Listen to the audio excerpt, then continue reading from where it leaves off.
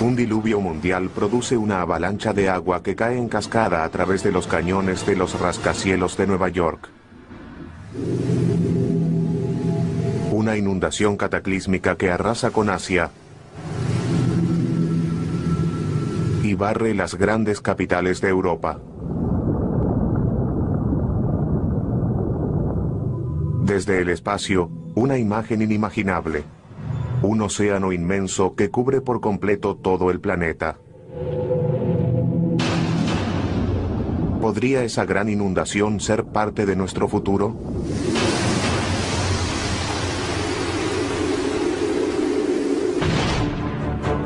Las páginas de la Biblia están llenas de catástrofes. Un análisis más profundo revela una gran cantidad de catástrofes naturales que podrían haber inspirado los relatos bíblicos y que aún en el presente constituyen algunas de las amenazas más grandes a las que debemos enfrentarnos. La pregunta sigue siendo si volverán a producirse y cuándo lo harán.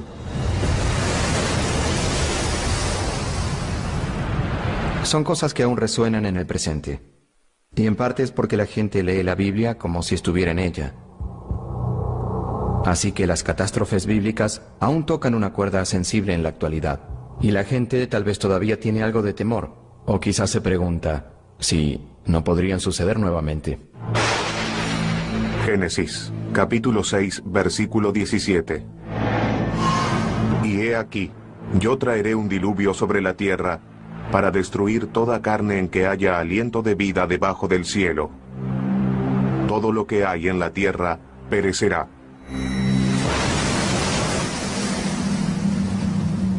En el Génesis, el primer libro de la Biblia, Dios crea todo el universo en 6 días y lo destruye al cabo de 10 páginas. Dios envía una inundación para castigar a la humanidad. No solo por haberse vuelto corrupta, sino también malvada. Y básicamente comienza todo de nuevo. Quiere deshacerse de todos, barrer a los humanos de raíz.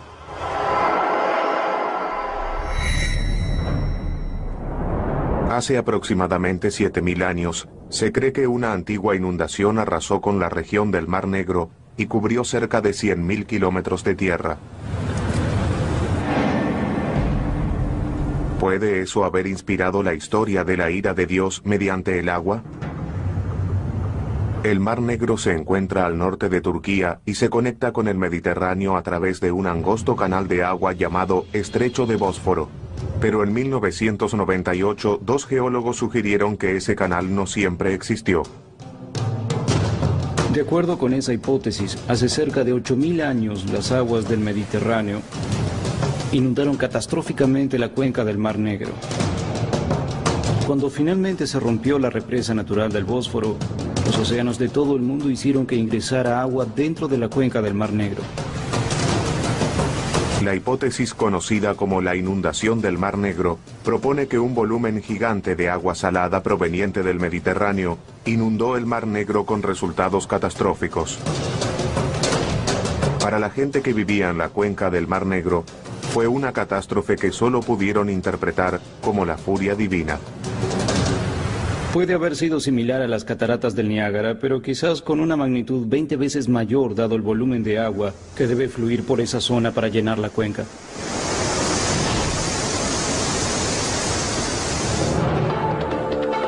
En 2000, el oceanógrafo Dwight Coleman y su equipo comenzaron a investigar el fondo del Mar Negro en busca de evidencia de la inundación. Lo que vemos aquí por medio de un software de visualización es que podemos sobrevolar la zona y seguir el camino que el nivel del mar en aumento debió haber tomado al fluir al interior del Mar Negro. El canal producido por el agua salada revela la intensidad del diluvio. Es bastante claro que hay un canal muy profundo producido por el agua que fluye a través del fondo del Mar Negro. Eso indica que fluyó un volumen muy grande de agua a una velocidad también muy alta. Cuanto más veloz es la corriente, más devastadora es la inundación. Pero en última instancia, fue el descubrimiento de conchas de agua dulce en el agua salada del Mar Negro lo que ofreció una prueba concreta de la inundación. Hace 7400 años crecían moluscos de agua dulce en el Mar Negro. Esta concha prueba que, en algún momento del pasado, el Mar Negro fue un lago de agua dulce. Y la concha de agua salada más antigua que encontramos tiene aproximadamente 6.900 años. De modo que en algún momento durante ese lapso de 500 años se produjo este cambio. Este acontecimiento cataclísmico cambió el paisaje para siempre. Hoy es algo científico, pero en aquel momento fue algo aterrador. Pensamos que había tal vez miles de personas que vivían a orillas del Mar Negro en el momento de la inundación. Y toda esa gente se vio desplazada como resultado de ella. Para los agricultores primitivos que vivían a orillas del Mar Negro, antes de eso debe haber sido un espectáculo increíble. Les habrá parecido una inundación a escala mundial. Pero, ¿qué pudo hacer que las aguas del Mediterráneo subieran tan alto como para inundar el Mar Negro de agua dulce? Los científicos suponen que todo comenzó durante la última era de hielo. El mundo era muy diferente durante la última era de hielo. Había una capa de hielo como la de Groenlandia de unos 3 kilómetros de espesor, que llegaba tan al sur como Chicago y Nueva York, y se extendía a lo ancho del continente. Eso es mucho hielo.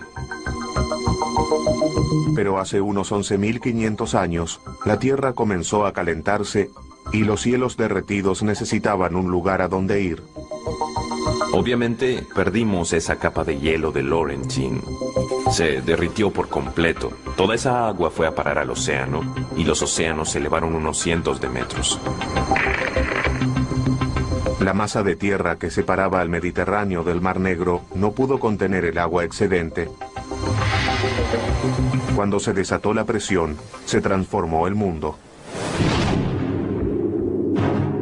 Y ese suceso que cambió el mundo podría ocurrir nuevamente.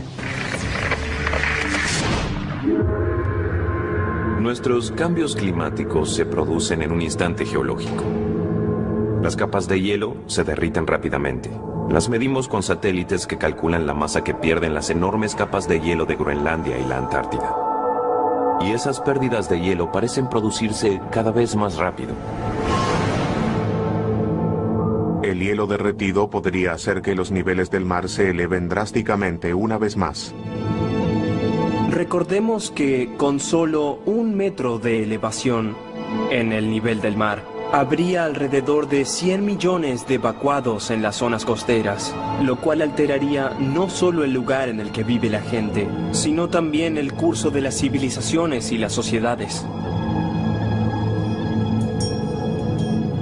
Los expertos creen que una pérdida completa de las capas de hielo, tanto de Groenlandia como de la Antártida, elevaría el nivel del mar más de 60 metros. No existe fuerza natural que pueda derretir esa masa de la noche a la mañana. Pero si estas capas desaparecieran, nuestro planeta se convertiría en un auténtico mundo acuático.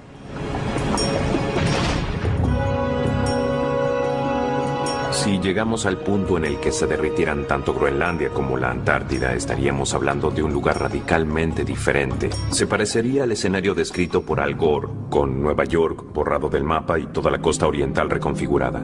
Todos viviendo en la costa que en algún momento fueron los Montes Apalaches. Sería un mundo totalmente diferente. La Biblia dice que luego del diluvio universal, Dios prometió no arrasar nunca más con la vida en la tierra. Pero hoy en día, con una variedad de desastres cataclísmicos al acecho, no podemos estar seguros de que no volverá a suceder de un modo u otro.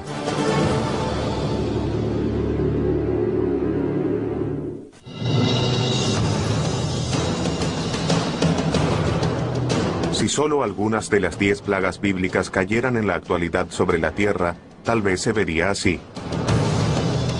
Una marea color carmesí asalta las aguas que rodean Manhattan, lo cual transforma el río Este y el Hudson en afluentes de sangre. Las ranas se apoderan de la ciudad. En lo alto, una nube densa y negra se cierne sobre los edificios. Enormes enjambres de langostas vuelan por la ciudad para devorar todo lo que puedan.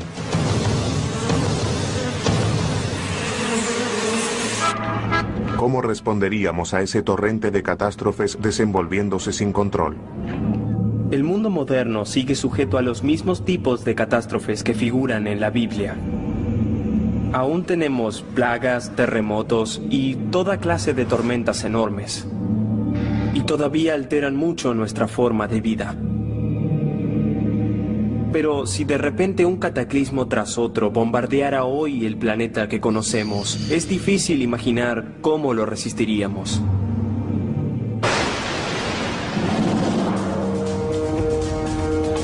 Por medio de las 10 plagas, Dios se propone destruir un imperio para liberar un pueblo. Los israelitas son esclavos de los egipcios y el Todopoderoso quiere que los liberen. Pero el faraón no está dispuesto a resignar la mano de obra gratuita. El faraón no está dispuesto a dejar ir a los israelitas, por lo tanto, esto se vuelve una contienda entre Dios y los egipcios por medio de las 10 plagas. Y las plagas parecen ser cada vez peores y más destructivas. Éxodo capítulo 7, versículo 17. Yo golpearé con la vara que está en mi mano las aguas que están en el Nilo, y se convertirán en sangre. Y los peces que hay en el río morirán. Este hederá, y tendrán asco los egipcios de beber el agua. Las escrituras dicen que con la primera plaga todo el agua se convierte en sangre, de modo que no se trata solo del Nilo, que por supuesto es un río importante para los egipcios, sino de toda el agua potable. Pescados podridos. Un calor abrasador. Falta de agua dulce. Parece una película de terror. Pero esta calamidad no solo puede haber ocurrido en la antigüedad, sino que también sucede hoy en día. Creo que al leer ese pasaje de la Biblia, la mayoría de los que estudiamos este problema vemos una descripción muy correcta de una marea roja. La marea roja es una floración o explosión repentina de cierto tipo de algas que pueden producir compuestos neuroquímicos peligrosos. Don Anderson es uno de los científicos principales del Instituto Oceanográfico Woods Hole y uno de los expertos más importantes en mareas rojas. Cuando se produce uno de estos florecimientos, puede ser algo espectacular. El agua cambia de color, puede salir un muy mal olor y el agua puede parecer sangre. Puede parecerse a una sopa de tomate, así de roja. Varios efectos dominó y podría servir de explicación para la segunda plaga bíblica de ranas. Una severa floración de algas puede hacer que haya niveles extremadamente bajos de oxígeno en el agua, lo cual la vuelve inhabitable para los seres vivos. Si hubiera una marea roja, no sería inusual esperar que ciertos tipos de animales intentaran escaparse del agua dado el bajo nivel de oxígeno. No pueden nadar, no pueden quedarse en el agua. De modo que no es una locura suponer que, luego de una gran marea roja, las ranas no pudieran sobrevivir en esas condiciones y se dirigieran hacia la tierra. En la tierra murieron por disecación y por falta de provisión de alimentos. Sin ningún control sobre ellos, era de esperar una enorme proliferación de todo tipo de insectos voladores y terrestres a lo largo de Egipto. Podemos afirmar que esas fueron la tercera y cuarta plaga. Los cadáveres en descomposición de las ranas y los peces atraen un inmenso enjambre de moscas que asola a los egipcios, seguido de una enorme infestación de piojos. Recordemos que en una época en que la gente no contaba con los antibióticos modernos, cuando alguien se infestaba con piojos, las cicatrices podían producir infecciones que tal vez derivaran en enfermedades graves. Los humanos no son los únicos afectados. Los cadáveres en descomposición y los insectos voladores pueden transmitir bacterias letales. Y la quinta y sexta plaga hacen precisamente eso. De repente, el ganado se enferma y muere. Tanto hombres como bestias sufren una aflicción de horribles forúnculos de pus. Aquí tenemos una explicación perfecta de cómo una se alimentó de la otra. Como un dominó. Una plaga dio lugar a la otra y así hasta la 10ª.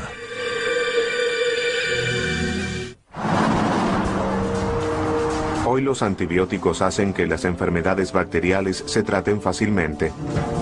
Pero los virus no tienen una cura tan rápida. Y como en los tiempos bíblicos, el ganado se encuentra expuesto a epidemias mortíferas.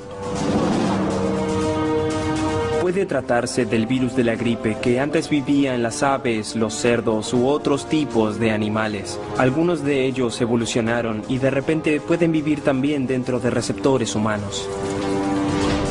Los recientes brotes de gripe aviar y porcina son advertencias que los humanos no deben pasar por alto. Algunos expertos en epidemias piensan que es casi inevitable que en algún momento vuelva a producirse algún tipo de gripe aviar y que ésta evolucione hasta radicarse en las personas, en los seres humanos. Que se transmita mucho más fácilmente y que sea más o menos letal.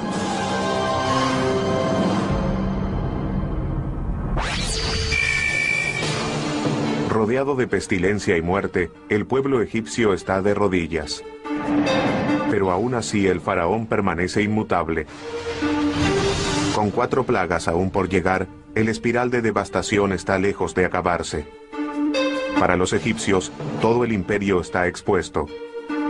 Pero hoy en día, todo el planeta podría estar en peligro.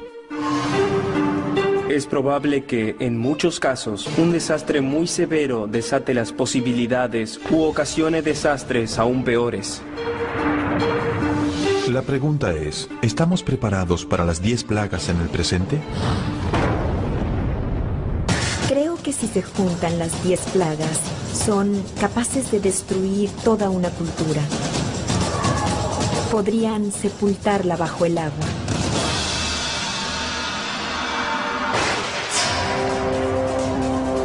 No hay carne, peces ni agua para beber.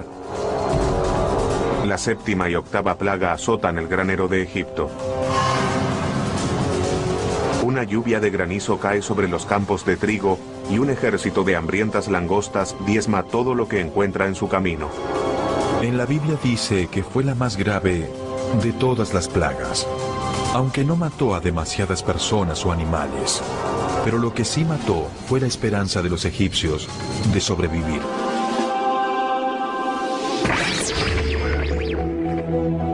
Hoy, nuestros graneros se encuentran amenazados por las temperaturas en aumento, que causan más sequías y tormentas más intensas.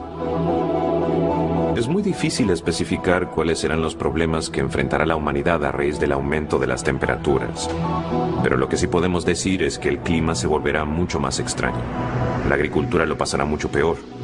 Y estaremos en presencia de un mundo con más gente. Si sumamos todo eso, tendremos una imagen bastante sombría. De cualquier modo, serán malas noticias para las cosechas y los agricultores. Un planeta más caliente también podría producir una plaga moderna. Creo que la sorpresa principal que traerá aparejada el calentamiento global es un aumento de plagas. El escarabajo de la corteza está asolando los bosques de Canadá. Vemos un aumento de la cantidad de mosquitos con todas las enfermedades que acarrean, como la malaria y la fiebre del dengue. Son cosas que relacionamos con los países en vías de desarrollo, pero con el calentamiento global, la esfera en que pueden vivir esos mosquitos se expande.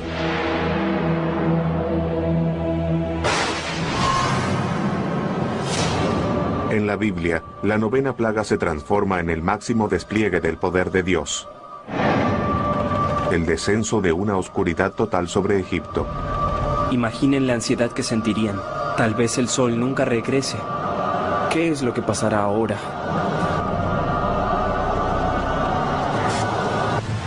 El granizo, las tormentas y la oscuridad tal vez estuvieron relacionados. Algunos estudios recientes sugieren que aquellos prueban que la Biblia registró uno de los mayores cataclismos del mundo antiguo.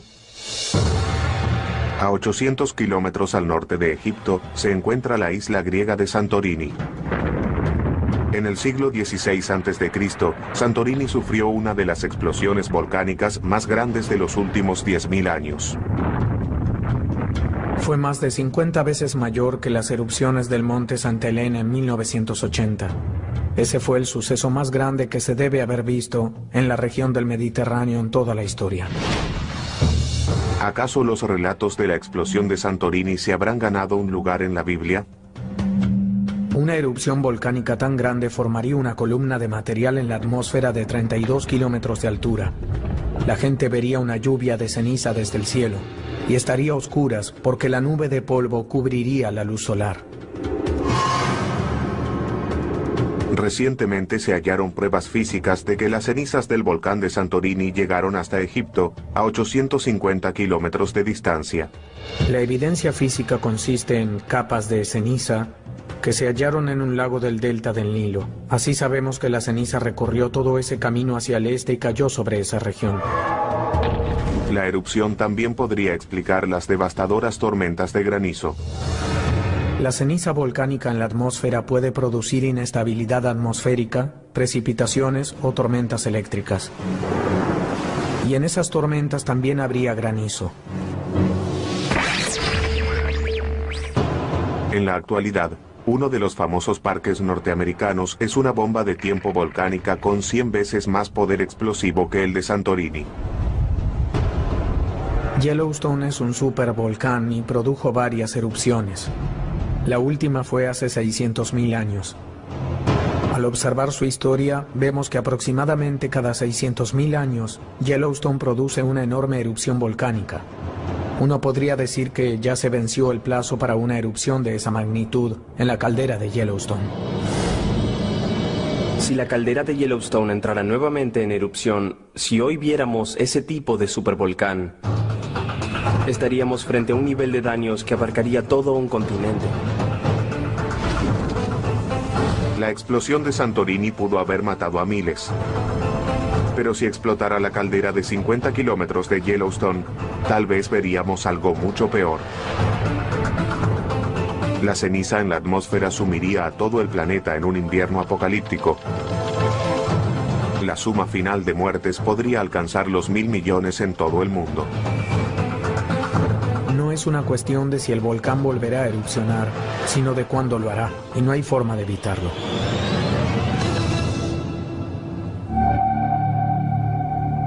En la Biblia, lo que finalmente persuade al faraón de liberar a los israelitas no es la ruina de su imperio, sino la muerte de su hijo primogénito. La 10ª plaga mata a todos los primogénitos varones del imperio. Todas las familias estaban de luto. Fue ahí donde se vio el poder de esa plaga.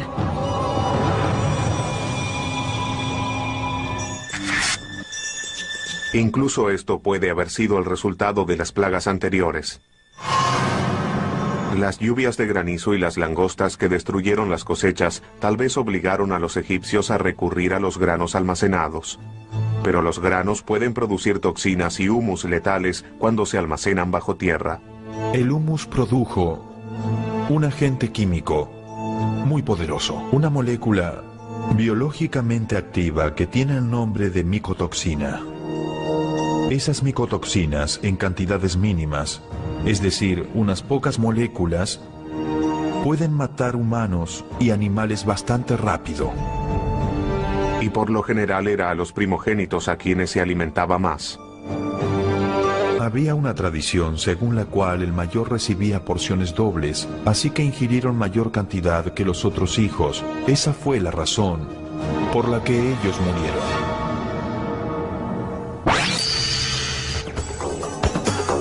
Las plagas destruyeron al imperio parte por parte. Pero en otras partes de la Biblia, basta con un instante para destruir una ciudad y sus habitantes. Por desgracia, lo mismo sucede en la actualidad.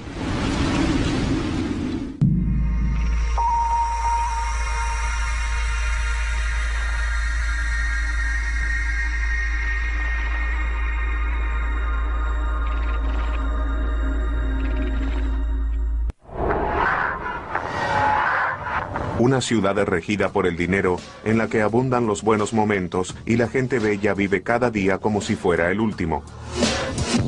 Ahora,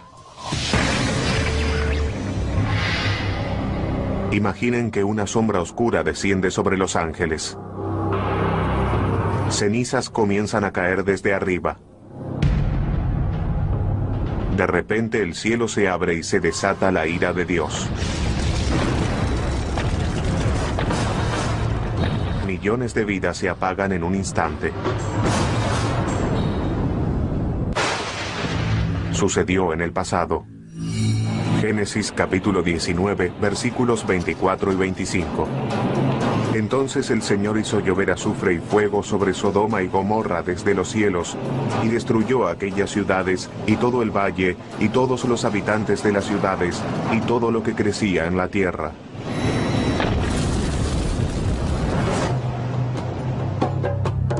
Muchos intentaron ubicar estas famosas ciudades de pecado en un mapa. En los años 70, unos arqueólogos excavaron en la actual Jordania y descubrieron dos ciudades abandonadas que pueden haber inspirado el relato bíblico. Alrededor de 1979, los arqueólogos sugirieron muy tentativamente que si hubiera una pizca de veracidad histórica en el relato de Sodoma y Gomorra, quizás sería en las ruinas de Bab Edra y en las ruinas de Numeira donde habría comenzado todo. La ciudad amurallada de Bab Edra en un momento se encontraba en una gran colina sobre la llanura del Mar Muerto. Todo lo que queda hoy son escombros. Pero el cementerio de la ciudad revela su importancia.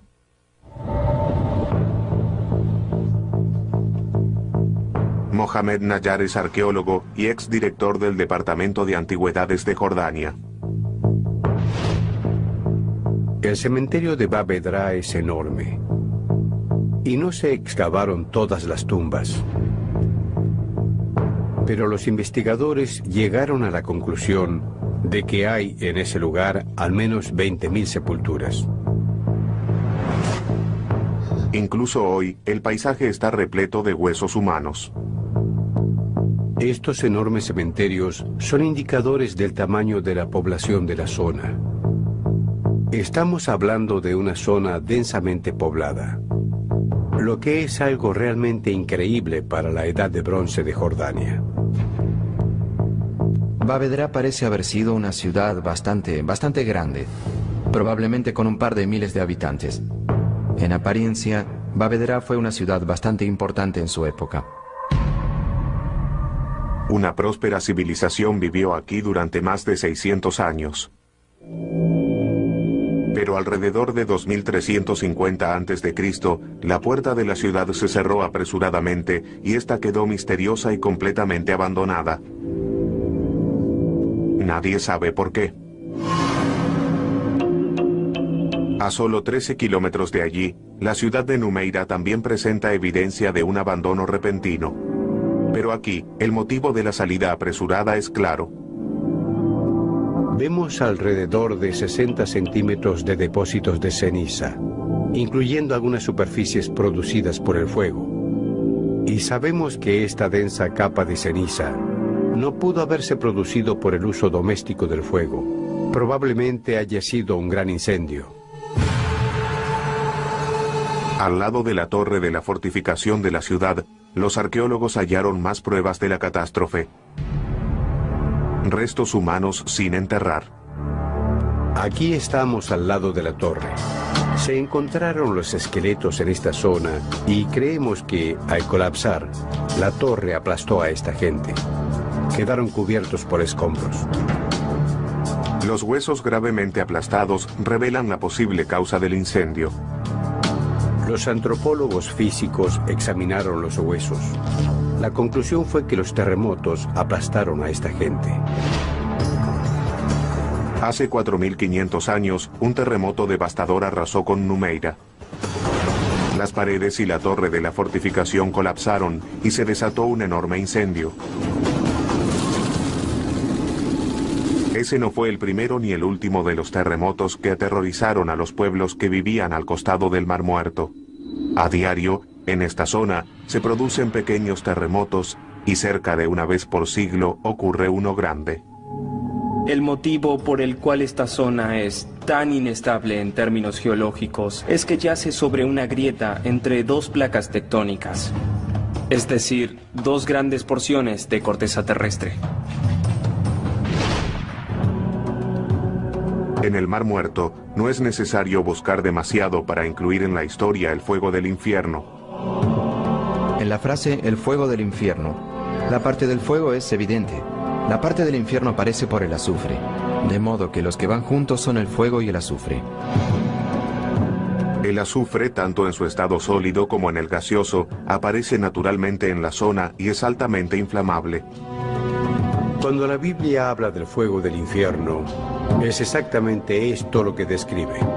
Los antiguos habitantes de la zona conocían este tipo de mineral, y es por eso que se menciona en la Biblia.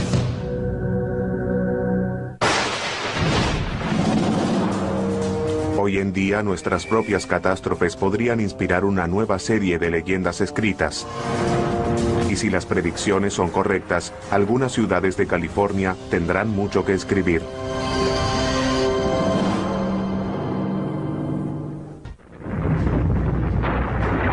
Un antiguo terremoto que destruye un paisaje y desata un incendio que arrasa con todo lo que está a la vista.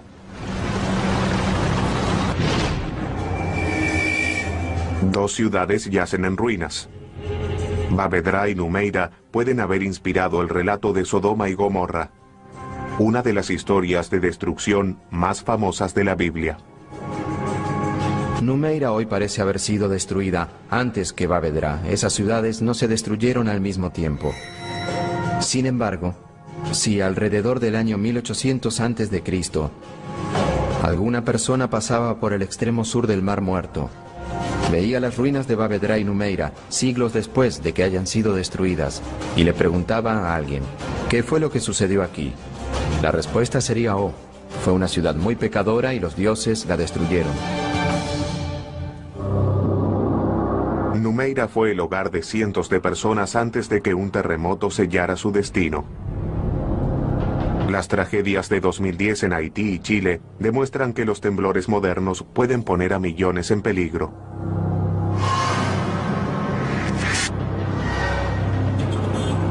Dado que en el mundo de hoy tenemos centros urbanos mucho más densamente poblados que los de la antigüedad, la escala de devastación sería casi inimaginable y excedería por mucho cualquier cosa que pudiera haber sucedido en los tiempos bíblicos. La costa oeste de Estados Unidos debe prestar atención a las advertencias del pasado y del presente. Como en la región del Mar Muerto, la costa de California se encuentra sobre una falla que separa dos enormes placas tectónicas. La falla de San Andrés es una de las más activas en todo el mundo. Atraviesa San Diego, Los Ángeles y San Francisco. Ambas placas están en movimiento. La presión se acumula a medida que estas placas rozan una con otra, y en ocasiones esa fuerza se libera repentinamente en forma de un espectacular terremoto. Existe un 99% de probabilidades de que en los próximos 30 años, un terremoto de al menos 6.7 en la escala de Richter azote California. Los geólogos concuerdan en que el sur de California, con la famosa ciudad de Los Ángeles, corre el mayor peligro. El sur de California es una de las zonas más pobladas que hay en este país. De hecho, es la segunda zona más poblada. Alberga a más de 24 millones de personas. El plazo calculado para que se produjera un inmenso temblor en esa región se venció hace aproximadamente 150 años, y los resultados del próximo terremoto podrían ser desastrosos. Tenemos una enorme infraestructura de energía. La luz y el agua están en constante flujo por nuestras ciudades. Por ejemplo, un terremoto importante que rompiera las tuberías de gas y de agua, de repente produciría enormes incendios e inundaciones que atravesarían las ciudades. Sigue siendo difícil predecir un terremoto e imposible impedirlo. Lo único que California puede hacer es esperar. Terremotos, supervolcanes, mega inundaciones. Si alguna de estas aterradoras catástrofes fuera a destruir el planeta, tal vez pensaríamos que nuestros días están contados. El último libro de la Biblia podría decirnos qué esperar. De verdad, es muy difícil interpretar el libro del Apocalipsis. ¿Se trata de un sueño? ¿Se trata de algo real? ¿De qué se trata? El Apocalipsis es una profecía aterradora que hace que otras catástrofes bíblicas parezcan un paseo por el parque. Sobre las olas de esos horrores se encuentran los 4 jinetes del Apocalipsis. La guerra, la hambruna, la pestilencia y la muerte asolan la tierra. Reina la oscuridad. Incluso las estrellas caen del cielo. Y es esa parte de la profecía lo que los astrofísicos sugieren que tomemos en serio. En muchas religiones se habla de la caída de las estrellas del cielo. Quizá el único acontecimiento capaz de destruir toda la vida sobre la Tierra, esencial e instantáneamente, provenga del espacio exterior. Nuestro golpe final podría provenir del cielo. Literalmente.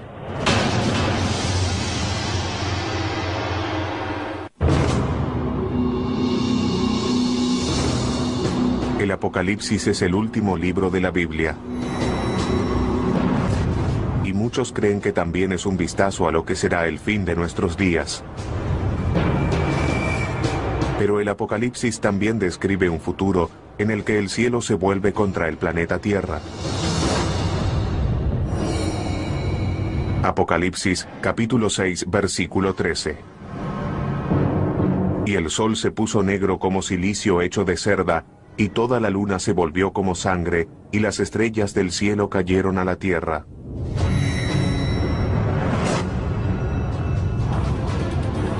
Hoy en día, este pasaje conjura un gran número de amenazas reales.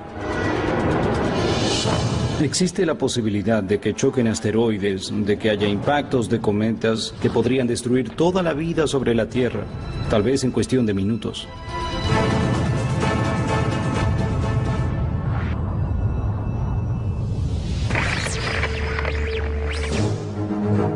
Podríamos enfrentar el mismo destino que los dinosaurios. Hace 65 millones de años, un asteroide de 10 kilómetros de ancho chocó contra la península de Yucatán de México e hizo que se extinguieran. La magnitud del cataclismo supera cualquier cosa que podamos imaginar.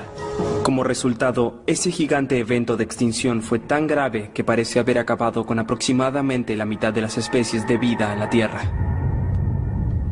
Si sucedió una vez, es probable que vuelva a suceder. Apophis es un enorme asteroide. Tiene alrededor de 300 metros de ancho, parecido al tamaño de un estadio de béisbol. Si ese objeto se estrellara contra el planeta Tierra, golpearía con la fuerza de aproximadamente 100.000 bombas de Hiroshima. En 2029, Apophis pasará lo suficientemente cerca como para que podamos verlo con binoculares. El asteroide estará a unos 29.000 kilómetros, una distancia más cercana que la de algunos de nuestros satélites. En función de cómo circunde la Tierra, pasará nuevamente en 2036. Y en ese momento no sabemos si chocará o no. Los cálculos de probabilidades recientes indican que la probabilidad de un impacto puede ser de 1 en 100.000. Pero realmente no sabemos, se trata de magia negra cuando hablamos de intentar predecir el trayecto preciso de un objeto capaz de acabar con un planeta.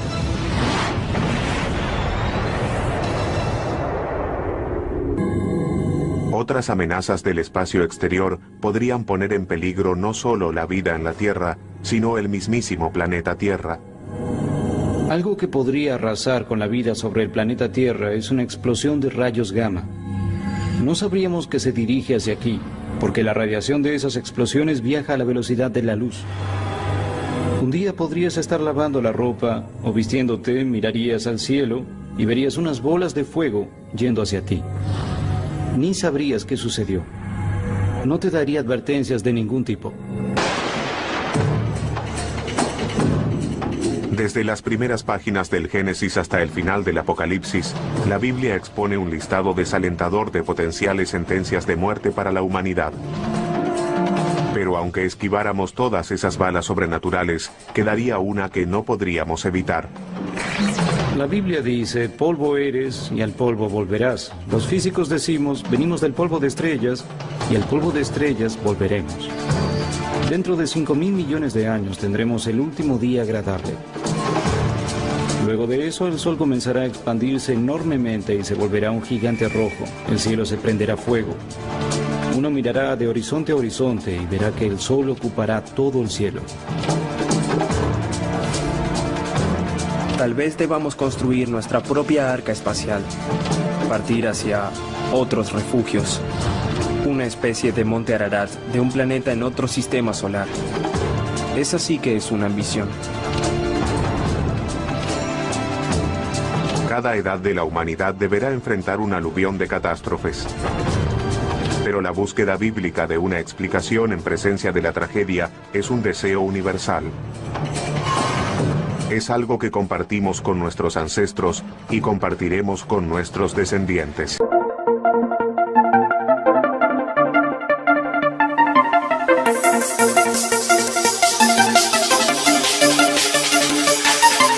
Mil años, se cree que una antigua inundación arrasó con la región del Mar Negro y cubrió cerca de 100.000 kilómetros de tierra. ¿Puede eso haber inspirado la historia de la ira de Dios mediante el agua?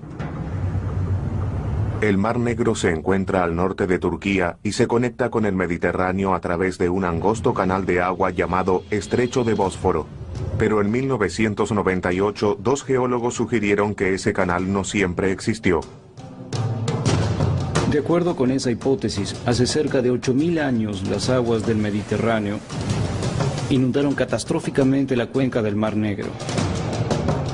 Cuando finalmente se rompió la represa natural del Bósforo, los océanos de todo el mundo hicieron que ingresara agua dentro de la cuenca del Mar Negro. La hipótesis conocida como la inundación del Mar Negro propone que un volumen gigante de agua salada proveniente del Mediterráneo inundó el Mar Negro con resultados catastróficos. Para la gente que vivía en la cuenca del Mar Negro, fue una catástrofe que solo pudieron interpretar como la furia divina. Un diluvio mundial produce una avalancha de agua que cae en cascada a través de los cañones de los rascacielos de Nueva York. Una inundación cataclísmica que arrasa con Asia y barre las grandes capitales de Europa. Desde el espacio, una imagen inimaginable. Un océano inmenso que cubre por completo todo el planeta. ¿Podría esa gran inundación ser parte de nuestro futuro?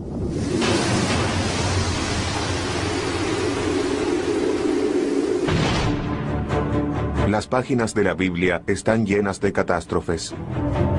Un análisis más profundo revela una gran cantidad de catástrofes naturales que podrían haber inspirado los relatos bíblicos y que aún en el presente constituyen algunas de las amenazas más grandes a las que debemos enfrentarnos. La pregunta sigue siendo si volverán a producirse y cuándo lo harán.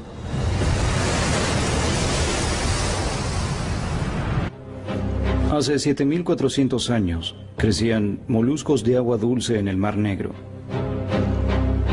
Esta concha prueba que, en algún momento del pasado, el Mar Negro fue un lago de agua dulce. Y la concha de agua salada más antigua que encontramos tiene aproximadamente 6.900 años. De modo que en algún momento durante ese lapso de 500 años se produjo este cambio. Este acontecimiento cataclísmico cambió el paisaje para siempre. Hoy es algo científico, pero en aquel momento fue algo aterrador. Pensamos que había tal vez miles de personas que vivían a orillas del Mar Negro en el momento de la inundación. Y toda esa gente se vio desplazada como resultado de ella. Para los agricultores primitivos que vivían a orillas del Mar Negro, antes de eso debe haber sido un espectáculo increíble. Les habrá parecido una inundación a escala mundial. Pero ¿qué pudo hacer que las aguas del Mediterráneo subieran tan alto como para inundar el Mar Negro? Son cosas que aún resuenan en el presente. Y en parte es porque la gente lee la Biblia como si estuviera en ella. Así que las catástrofes bíblicas aún tocan una cuerda sensible en la actualidad. Y la gente tal vez todavía tiene algo de temor. O quizás se pregunta si no podrían suceder nuevamente. Génesis, capítulo 6, versículo 17. Y he aquí, yo traeré un diluvio sobre la tierra, para destruir toda carne en que haya aliento de vida debajo del cielo. Todo lo que hay en la tierra perecerá.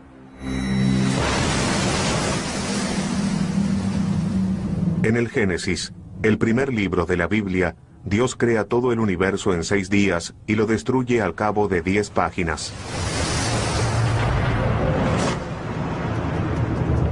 Dios envía una inundación para castigar a la humanidad. No solo por haberse vuelto corrupta, sino también malvada. Y básicamente comienza todo de nuevo. Quiere deshacerse de todos, barrer a los humanos de raíz.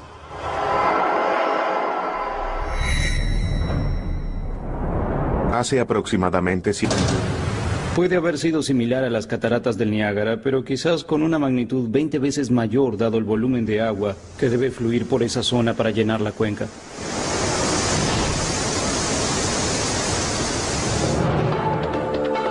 En 2000, el oceanógrafo Dwight Coleman y su equipo comenzaron a investigar el fondo del Mar Negro en busca de evidencia de la inundación. Lo que vemos aquí por medio de un software de visualización es que podemos sobrevolar la zona y seguir el camino que el nivel del mar en aumento debió haber tomado al fluir al interior del Mar Negro.